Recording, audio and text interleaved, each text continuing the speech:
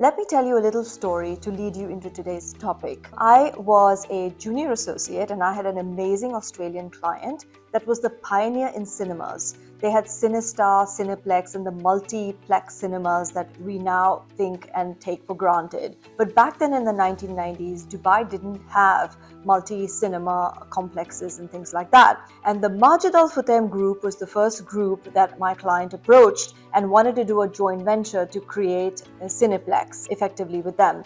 So I was a really privileged junior associate where I ended up meeting Majid Al Futtaim, who unfortunately passed away in 2021. And the reason I talk about this is because Majid Al Futtaim group has recently been in the news, and it's an extremely great case study or example in relation to corporate governance and succession planning. Now, I don't know if you recall, but back in the 1990s, when the Al Futtaim group was one group, the government had intervened due to an issue in the family and had separated two branches of the family, one that became the Al Futtaim group and the other that became the Majid Al Futtaim group. Now, unfortunately, when Majid Al Futtaim died, there was a big battle for succession because there wasn't really a clear succession plan. And as you know, the group has amazing concepts like Carrefour, huge supermarkets that were the first time any group had actually done this, rights to Lego, rights to Hollister, and a whole host of brands. It's a very valuable group. It employs, I think, more than 45,000 people, and it's valued at over $9 billion.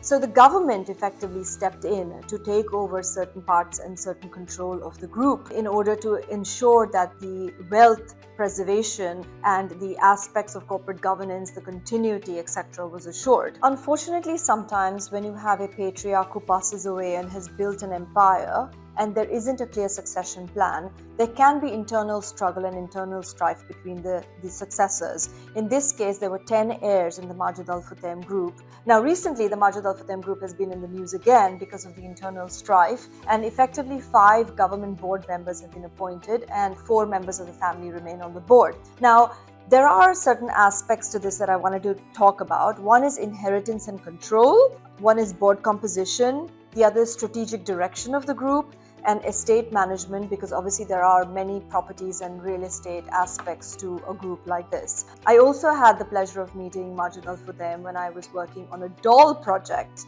in 2017, which was a few years before he passed away. And obviously I could see the vision, I could see how amazing it was. I was flown to this facility, which was the flagship facility of my doll client, so that I would be really clear about what kind of contracts I was negotiating, what kind of property endeavor it needed, what kind of fit out it needed. And as a lawyer, it illustrated to me the depth of commitment that the distributor had to the different brands that it has under its roof, etc. Now, I say all this, but what we need to take away from this and what we need to learn from this journey is that when you have a big family business and you have a family, in this case there were 3 wives and daughters and then the male heir, etc., who is significantly involved in this business, you do need to have a plan. And there are many different ways of having a plan, which I wanted to sort of talk about. In fact, I've had smaller businesses, not the size of Majid Al Futtaim, come to me where they have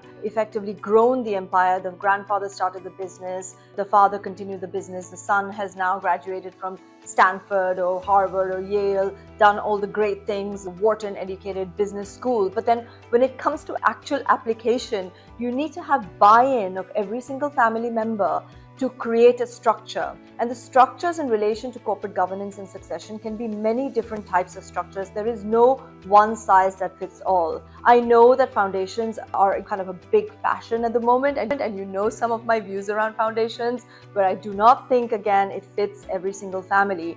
But you need to look at corporate structure. You need to be a little bit brutal about your family members and their abilities, who's taking on what burden, what is fair amongst the girls and boys, etc., what is fair in terms of management, perhaps training certain family members as part of your succession plan so that you're able to really bring them up in the culture of the business and the company. So there is a corporate element to family matters and family succession. There is another element of planning. Now that we have corporate tax and we have other kinds of taxation coming into the country in terms of what you can and cannot do in terms of already passing over shares and involving family members as shareholders and directors and making key decisions, etc., so that they are in the know. The biggest problems I see in many family businesses is when the family members are not in the know. They have no idea what's transpired, they have no idea how bank accounts are controlled, they have no idea how the management structure flows, etc.